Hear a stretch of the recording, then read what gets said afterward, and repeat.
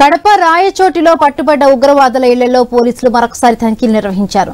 అబూబకర్ సిద్దికి ఇంట్లో ఆర్డీఎక్స్ పేరుడు పదార్థాలను గుర్తించారు. అలాగే పాస్పోర్ట్లు, సెల్ ఫోన్లు, రేడియోలు, రిమోట్లు స్వాధీనం చేసుకున్నారు.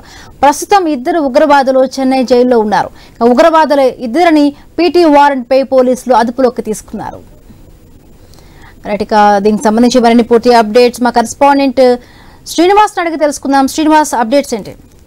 అంటే ఏదైతే ఎన్ఐ అధికారులు రాయచోట్ల ఉగ్రవాదుల నివాసం మీద దాడి చేసినప్పుడు వాళ్ళని అదుపులోకి తీసుకొని పోయినప్పుడు కూడా ప్రస్తుతం అక్కడ వాళ్ళ భార్యలను కూడా ప్రస్తుతం లోకల్ పోలీసులు కూడా అదుపులోకి తీసుకుని వాళ్ళని రిమాండ్ విధించడం జరిగింది. అయితే అక్కడ ఉన్నటువంటి బాంబు పిల్లలకు సంబంధించినటువంటి సామాగ్రి కూడా, అలాగే కొన్ని నోట్ పుస్తకాలు, అలాగే డైరీలతో పాటు వందల సంఖ్యలో పలు సీడీలతో పాటు మొబైల్ ఫోన్లు కూడా పెద్ద ఎత్తున దొరకడం పట్ల కూడా చాలా విస్మయం చెందుతున్నారు. ఎందుకంటే గతంలో తాజాగా బెంగళూరులోనే రామేశ్వరం కేఫ్ ఏ విధంగా బాంబ్ బ్లాస్ట్ జరిగిందో దానికి కీలకమైన సూత్రధారిగా అబూబకర్ సిద్దికి కానీ మహమ్మద్ అలీ కూడా వీళ్ళు ఎవరు ప్రమేయం ఉన్నట్లు కూడా ప్రస్తుతం పోలీసు విచారణ తేలింది. దీంతో పాటు ఏదైతే ఆ విస్ఫోటనానికి సంబంధించినటువంటి తయారీకి ఏదైతే బాంబు సామాగ్రి ఉందో దాంట్లో దాదాపు 20 నుంచి 50 మంది అట్ ఏ టైం చనిపోయే ప్రాణాలు తీయగలిగే బాంబు కూడా తయారు చేసినట్టు తెలుస్తుంది. దీంట్లో ప్రస్తుతం 4 బాంబులు కూడా వాళ్ళు పోలీసులు అధీనం చేసుకుని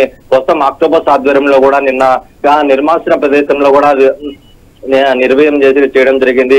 అయితే ప్రస్తుతం ఏదైతే ప్రస్తుతం సినిమాలలో చూపించే విధంగా కాకుండా అంతకు మించి అన్నట్లుగా వీళ్ళు ఇరువురు ఉగ్రవాదులు కూడా కార్యకలాపాలు రాయచోటి కేంద్రంగా కూడా కొనసాగుతూ వస్తున్నాయి. దాదాపు 25 ఏళ్ల నుంచి కూడా పేర్లు మార్చుకొని పలు ఆధార్ కార్డులు, పలు బ్యాంక్ అకౌంట్లతో కార్యకలాపాలు కూడా కొనసాగించడం పట్ల కూడా ప్రస్తుతం ఈ ఎన్ఐ అధికారులు అలాగే తమిళనాడు పోలీసులు కూడా ప్రస్తుతం వాళ్ళ అదుపులో తీసుకుని విచారిస్తున్నారు. అయితే వీని వెనక ఒక లోకల్ గా రాయచోటి అలాగే గాలివీడు, చుండుపల్లి ప్రాంతాలకు నిత్యం వెళ్తూ ఉండేవాళ్ళు, ఎవరెవరు బంధువులతో మాట్లాడుతూ ఉండేవాళ్ళు, ఎక్కడెక్కడికి ప్రయాణం చేశారని కూడా ప్రస్తుతం ఈ విచారణలో బట్టబయలు కావాల్సి ఉంది. అయితే నిన్న డిఐజీ కోయ ప్రవీణ్ కూడా చాలా విస్తుపోయి నిజాలు కూడా బహిర్గతం చేశారు. గతంలో ఈ అబూబకర్ సిద్దిక్ అనే అమానుల్లా పేరు మార్చుకుని కూడా గతంలో ఈయన విదేశాలు సైతం కూడా వెళ్ళినట్టు చెప్తూ వస్తున్నారు. అయితే విదేశాల్లో ఎక్కడికి వెళ్ళారు, ఎవరితో మాట్లాడారు, ఎవరితో వెళ్ళారనేది కూడా చాలా ప్రశ్నలు కూడా సంధిస్తూ వస్తున్నారు. అయితే అనుమానాలకు తావి లేకుండా ప్రస్తుతం